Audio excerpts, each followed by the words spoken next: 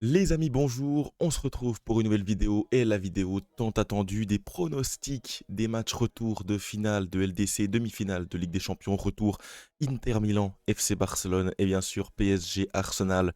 Pour mes Parisiens, deux affiches exceptionnelles, deux scores qui restent serrés, tout est encore jouable sur les deux terrains. On va pronostiquer ces deux rencontres, on va commencer par Paris Arsenal. Et puis par la suite, on ira sur Inter-Barça. Alors, on va séquencer en deux sections. La première pour le premier match, la deuxième pour le deuxième. Et à la fin de chaque section, je vous donnerai mon petit pronostic. N'hésitez pas, vous, les amis, à jouer dans les commentaires. Comme ça, on peut regarder un peu vos pronostics à vous également. Et bien sûr, juste avant que cette vidéo commence, merci à tous ceux qui prendront quelques instants pour vous abonner, liker, commenter. C'est toujours extrêmement kiffant. Voilà, votre soutien me fait beaucoup plaisir. Merci en tout cas à tous. Et on est parti pour le premier match. Le premier match, les amis, PSG Arsenal au Parc des Princes. 1-0 pour le Paris Saint-Germain avant la rencontre. Un match aller qui a été plutôt convaincant pour les Parisiens avec vraiment une grosse entame. Voilà, on a fait le débrief, bien sûr, il est dispo sur la chaîne. Mais Arsenal, j'ai trouvé quand même très fébrile, notamment dans la création, dans le fait de pouvoir se créer des situations dangereuses, alors qu'il y a eu quelques arrêts de Donnarumma, bien sûr. Mais à part ça, j'ai trouvé que ça a manqué quand même de solutions offensivement. Et ce Paris Saint-Germain qui, à la maison, a l'opportunité de rejoindre pour la deuxième fois de son histoire une finale de Ligue des Champions, avec en plus un avantage au score, un effectif qui est plutôt complet. À voir si Dembélé, sa blessure, c'est un peu de l'intox ou il sera quand même présent. Normalement, il est incertain, donc on verra. Mais j'ai envie de dire que même sans un Ousmane Dembélé, tu devrais être en capacité de te qualifier. Tu es à la maison. Arsenal, c'est une équipe jeune, inexpérimentée à ce stade de la compétition. C'est leur première demi-finale depuis un très très long moment. Le PSG était là la saison passée, le PSG était là en 2021, en 2020. Ils étaient en finale. Ah, le PSG a cette expérience-là, ils ont des cadres. Et je pense que la mentalité a suffisamment changé avec Luis Enrique pour que tu ne te t'effondres pas complètement sur cette rencontre. Voilà, quand on voit la liste de blessures, des blessés importants, Gabriel, Jesus, Jorginho, Kai Havertz, Calafiori, Tomiyasu, voilà, c'est quasiment que des joueurs importants. Quand on voit du côté du PSG, tout le monde est là, les latéraux ont pu se reposer, tu as pu faire tourner lors du match de ce week-end face à Strasbourg. Arsenal n'a pas fait tourner, ils ont perdu. Franchement, moi je vois un net surplus de confiance et voilà, j'ai l'impression une mentalité beaucoup plus voilà, de gagnant, beaucoup plus revanchard de ce Paris Saint-Germain. Maintenant, cette équipe d'Arsenal est une des 4 meilleures équipes d'Europe. Elle est également capable de se resserrer, de jouer mieux avec un Thomas Partey qui va rentrer, avec un Rice qui va pouvoir monter, Merino qui va pouvoir monter. Il y a toujours cet aspect des coups de pied arrêtés où Arsenal est bien meilleur que le Paris Saint-Germain. Ça va être un match très très disputé, je pense qu'il y aura peu de buts également comme au match aller. Mais je pense au final que le Paris Saint-Germain va s'imposer dans la double confrontation et rejoindra pour la deuxième fois de son histoire la finale de la Ligue des Champions. J'espère pour vous, franchement, j'aimerais que le PSG se qualifie face à cet Arsenal. Une équipe d'Arsenal qui pour moi n'est pas encore suffisamment expérimentée, elle est je sais pas, j'ai l'impression que cette équipe du PSG, même si le projet est plus court, hein, parce que Luis Enrique est là depuis moins longtemps que Arteta, mais j'ai l'impression que cette équipe, je la vois en finale. Je vois une équipe qui est en capacité mentalement, techniquement, tactiquement, est en capacité de rejoindre la finale. Quand j'ai vu la demi-finale aller d'Arsenal, je me suis dit, cette équipe, elle n'est pas encore prête.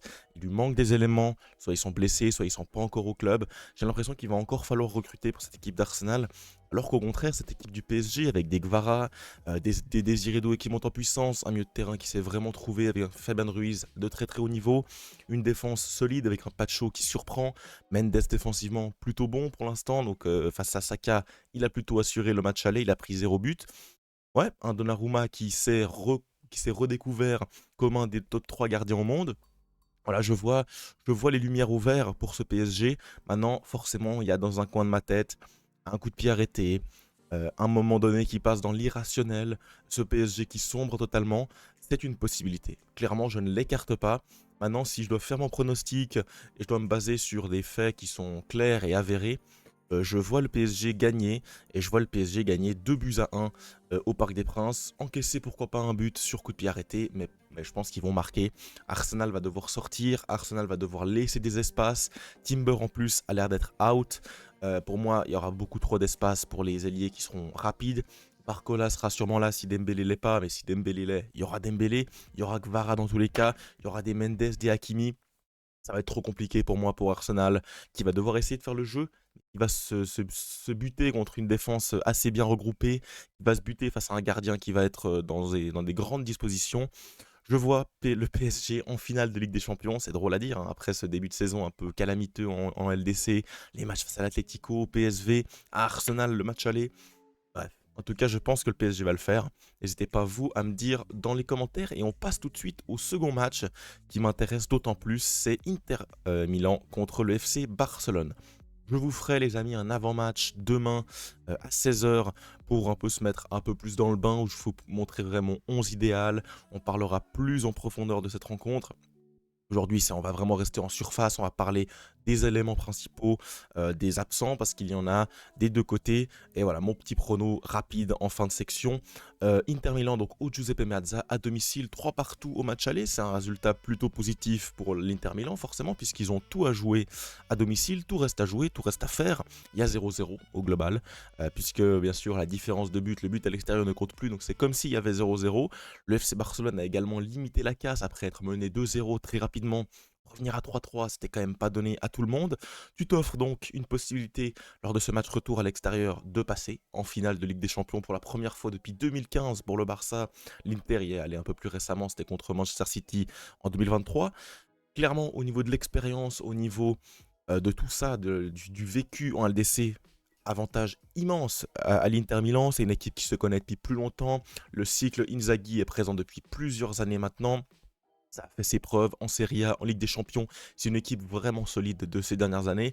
Au contraire d'un Barça qui est en totale explosion cette année.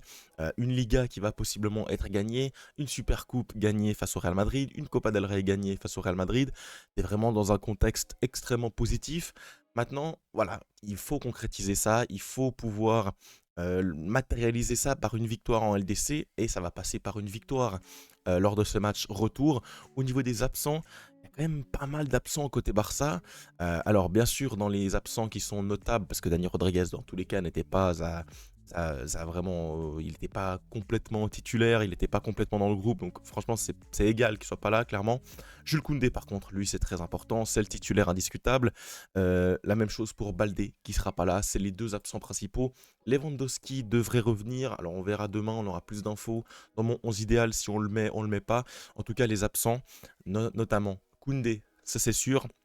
Et Baldé apparemment serait trop juste pour revenir, ça serait les deux latéraux qui seraient pas là, c'est quand même une grosse perte.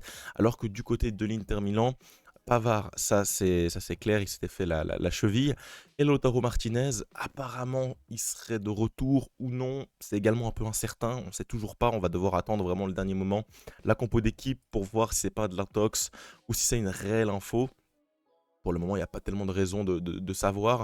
En tout cas, c'est vrai que si Martinez n'est pas là, c'est vraiment un point positif pour le Barça parce que derrière, ça serait Thuram avec un Taremi, avec un Correa. Ce serait vraiment tout de suite moins bon qu'avec avec Martinez, voilà, cette connexion qu'ils ont, Thuram-Martinez, qui est très intéressante.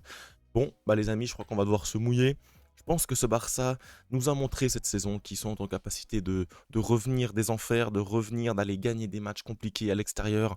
Ça a été le cas à l'Atlético après avoir fait un match nul au match aller en Coupe du Roi, très important dans un contexte pourquoi pas un peu similaire, avec un Atlético qui joue un peu regroupé. Ça peut se ressembler à l'Inter Milan, donc c'était une victoire 1-0 à l'extérieur.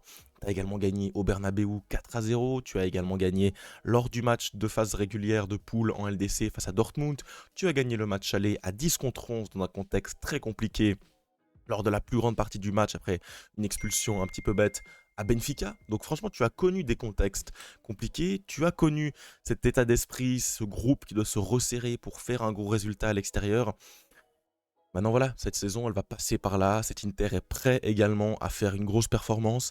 Maintenant, quand je vois la première manche, le premier match d'un joueur comme Pedri, d'un joueur comme Lamine Yamal, quand je vois les contre-performances d'un joueur contre Rafinha, comme Rafinha, d'un joueur peut-être comme Lewandowski qui va revenir, des joueurs qui pour moi peuvent que faire mieux. Pour moi, un Rafinha peut faire mieux. Alors que du côté de l'Inter, j'ai presque l'impression qu'on a optimisé ce que l'on pouvait faire. On a optimisé 2 corners, 2 buts. On a optimisé contre-attaque, but. J'ai pas l'impression qu'on puisse faire beaucoup mieux. Peut-être que je vais me tromper. Peut-être que cet Inter va avoir un ascendant dans le match. Je ne pense pas. Je pense que le Barça va réussir à avoir le contrôle du ballon. Je pense que le Barça va avoir une physionomie de match un peu similaire au match aller. Et donc, dans cet état d'esprit-là, avec un Lamine Yamal toujours au niveau, un Pedri encore un peu plus phénoménal, une défense qui se resserre un peu, un Gérard Martin qui passe sur le banc, Je pense que ce Barça peut le faire. Je pense que ce Barça, dans ce contexte compliqué, peut l'emporter. Et on va dire un pronostic. Moi, je vois un match quand même avec des buts, comme mon match aller. Mais je vois un résultat, allez, on va dire une folie. Moi, je pense que ça va être un des matchs de la saison, un match au couteau. Pourquoi pas en prolongation. Mais je vois le Barça s'imposer au final 3-2 dans un match fou. Pourquoi pas 2-2 à la fin du temps réglementaire, 3-2 en prolongation, ou alors 3-1, ça revient 3-2, c'est la folie. Je vois un match fou. Et dans ces matchs fous, la plupart du temps, cette saison, le Barça en est sorti vainqueur. Je pense que ça va être le cas, j'espère en tout cas que ça sera le cas. Et comme je vous ai dit, on se retrouve quand même demain pour un avant-match un peu plus sérieux, beaucoup plus focalisé sur le Barça, les retours de blessures, qu'est-ce que ça implique tactiquement, comment se mettre en place défensivement en essayant de limiter le rôle de Gérard Martin en le mettant sur le banc. Est-ce qu'on devrait mettre Eric Garcia, Araujo à droite, Hector Fort? Tout ça, on va en débattre demain à 16 h. Mettez bien sûr la cloche, abonnez-vous, c'est très important pour être au rendez-vous. Et j'attends vos pronos dans les commentaires. N'hésitez pas à participer et on se retrouve très vite pour de nouvelles vidéos. La semaine va être folle. On sera au rendez-vous sur la chaîne. J'espère que vous le serez également derrière votre écran. Ciao et Visca Barça.